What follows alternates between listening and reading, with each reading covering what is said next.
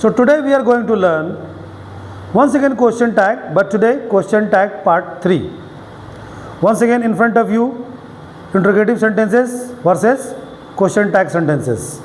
But today I have brought for you abstract noun, singular nouns and plural nouns. Abstract noun in the sense भाववाचक संज्ञाएं, singular noun means एक वचन संज्ञाएं, plural noun means बहुवचन संज्ञाएं यानी एक से ज़्यादा. And sense, the sense of today is पास. क्या तुम्हारे पास, बिकॉज हैव और has are having a sense of पास. तो आज जो सेंटेंसेस बनेंगे कुछ इस प्रकार बनेंगे. क्या तुम्हारे पास ज्ञान है, क्या तुम्हारे पास ताकत है, क्या उसके पास खुशियाँ हैं, क्या उसके पास प्रतिभा है, blah blah blah. Right. So let's see that how this chapter is going to function. At first interrogative sentences, thereafter I will let you know how to deal with question tag sentences. तो पहले interrogative sentences. एक example लिखते हैं. Example, क्या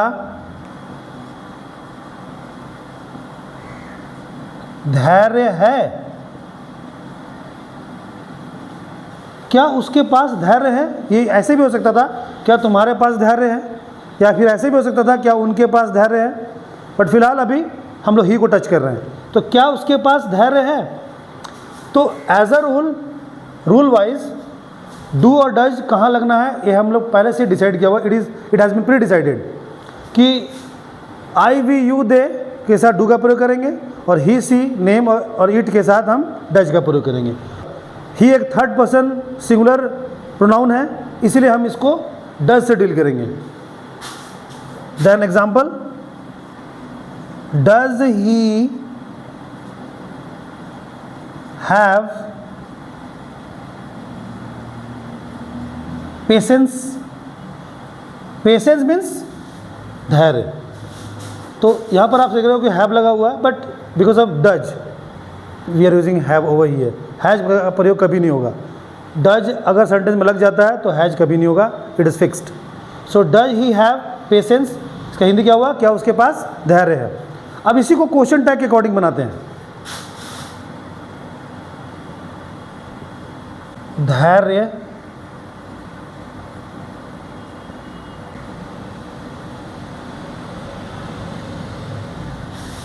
या उसके पास धैर्य है ना. Right. Then look at the structure. यहाँ पर I have written positive structure, यानी कि पॉजिटिव में सब्जेक्ट प्लस हैव और हैज तो लगाना ही है, क्योंकि एब्स्ट्रैक्ट नाउन अगर इस्तेमाल करना है तो हैव हैज का प्रयोग करना होगा. यहाँ पर हैव हैज पूरी इस्तेमाल हो रहा है क्योंकि सेंटेंस में डज नहीं है, इसलिए हैव और हैज यहाँ पर लगेगा. या नहीं लगा क्योंकि यहाँ पर डज मैंने इस्तेमाल किया हुआ था. तो यहाँ पर हैव और has, there after abstract noun, और ये पॉजिटिव है तो हमें इधर नेगेटिव इस्तेमाल करना पड़ेगा. तो डू और डज इसके एक्सुलरी थे. यहाँ पर एक्सुलरी वर्ब को हम लोग कन्वर्ट करते हैं नेगेटिव डालकर और सब्जेक्ट लगा देते हैं. तो यहाँ पर हम क्या कर रहे हैं, डू और डज को नेगेटिव फॉर्म के साथ कनेक्ट कर दिया और सब्जेक्ट लगा दिया. Don't you, don't they, don't we, या फिर doesn't he, doesn't she, doesn't it. In this way we have to create sentence. तो ये तो डज वाला सेंटेंस था, तो यहाँ पर डज वाला सेंटेंस यूज होगा. जैसे कि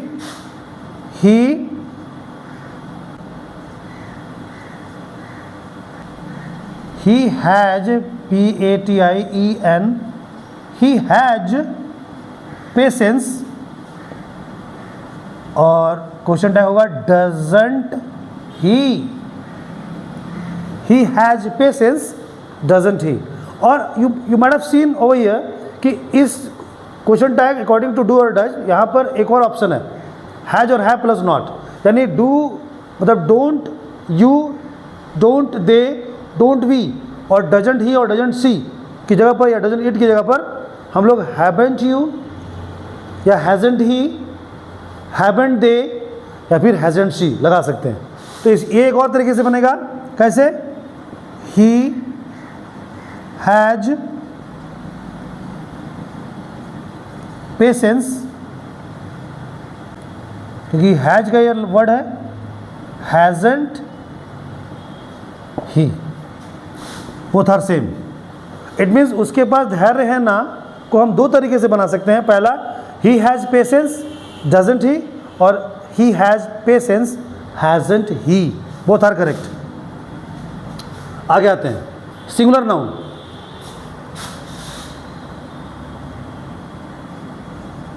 does she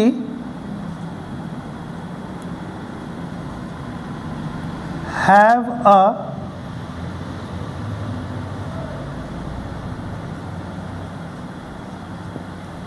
does she have a bungalow, जो हिंदी में बंगला बोलते हैं। Does she have a bungalow, क्योंकि ए एन मैंने लगाया है जो कि ए को रिप्रेजेंट, जो कि वन को रिप्रेजेंट कर रहा है, और मैंने डज इसलिए लगाया क्योंकि सी है। डज इसलिए लगाया हुआ है क्योंकि यहाँ पर सी जो है थर्ड पर्सन सिंगुलर है। तो does she have a bungalow, singular noun देख सकते हो, singular noun that's called bungalow. और एब्स्ट्रैक्ट नाउन देख सकते हो जैसे कि पेशेंस, राइट। तो does she have a bungalow, Hindi क्या होगा, क्या उसके पास एक बंगला है। अब यहाँ क्या बन जाएगा, यहाँ बनेगा सी has a bungalow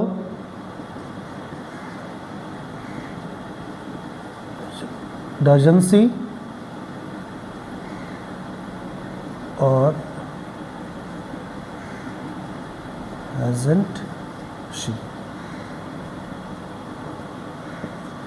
Look at here next, यहाँ क्या बनेगा, she has a bungalow doesn't she, और she has a bungalow hasn't she, both are correct। अब आते हैं बहुवचन noun. Do you have two pens, normally ऐसे सवाल पूछे जाते हैं। Do you have two pens, please give me one. तो do you have two pens, do you have 3 bikes, do you have 5 cycles, blah blah blah. तो do you have 2 pens, तो हिंदी क्या होगा, क्या तुम्हारे पास 2 कलमें हैं। देखो यहाँ क्या बनता है, you have 2 pens don't you.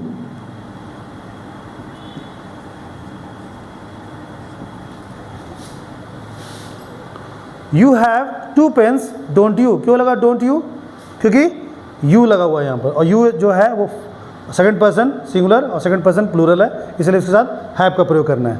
तो you have 2 pens don't you, Hindi क्या होगा, तुम्हारे पास 2 कलमें हैं ना, लाइक दैट। इसका एक और बनेगा, यू हैव 2 पेन्स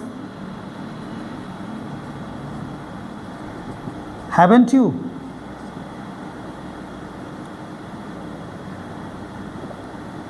एक और बनेगा इसका कि you have 2 pens haven't you, यहाँ पर हैजंट सी हैजंट ही, पर यहाँ पर हैवंट यू, क्योंकि सब्जेक्ट जो हमारा यू है। अब आते हैं last but not the list, so many के साथ। Do they have many twice, do they have many twice, यानी क्या उनके पास बहुत सारे खिलौने हैं। अब इसको बनाएंगे हम लोग क्वेश्चन टैग अकॉर्डिंग। तो क्या होगा इसका question tag, they have so many toys don't they.